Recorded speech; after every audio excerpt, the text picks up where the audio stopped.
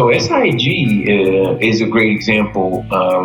Ways that they could pursue net positive. We're just getting started, exploring and identifying some of their most powerful ways.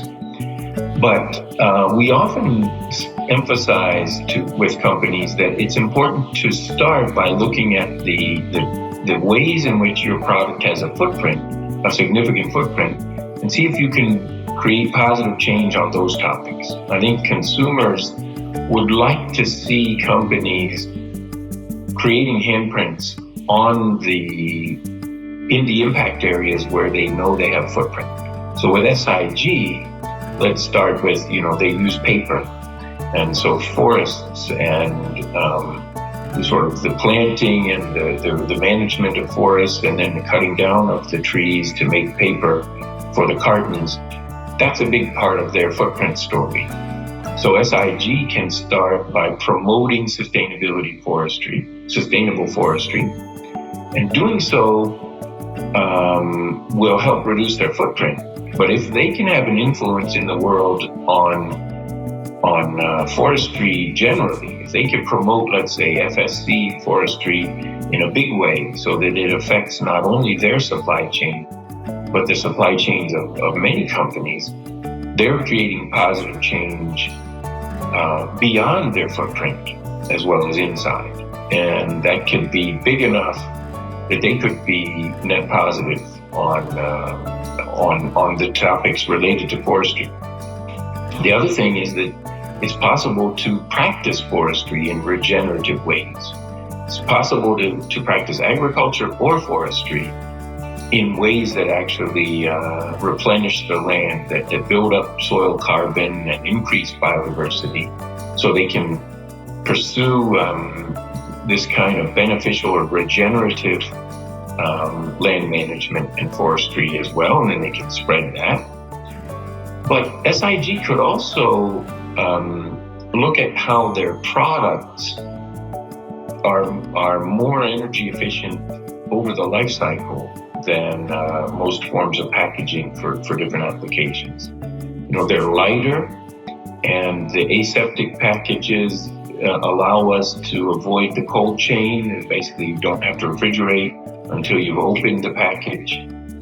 And if they can help consumers understand that by choosing an aseptic package instead of a can or a jar, let's say I'm buying tomato sauce, if I purchase the aseptic package or the sauce in the aseptic package, that's a small change, but it's a positive change for my footprint.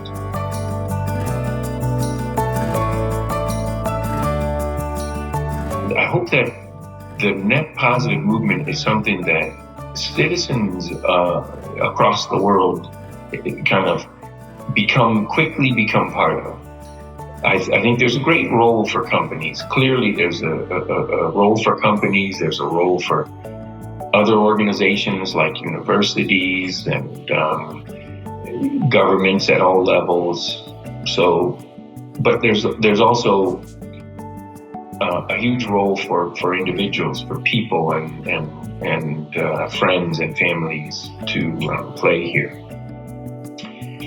And so I hope we see a grassroots kind of citizen-led movement on net positive.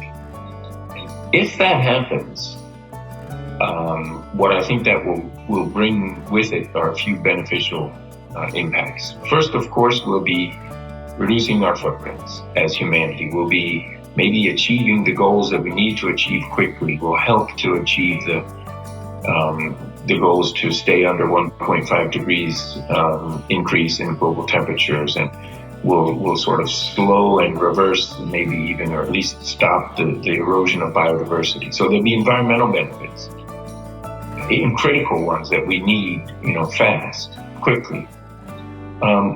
But just as powerful, first of all, people will start to feel hope instead of helplessness. They'll feel empowered instead of powerless on these issues. And when we feel and discover that we are powerful on solving one problem like climate change, we won't forget the thrill and the intensity of that feeling, and we'll use it to solve the next problems that we focus on.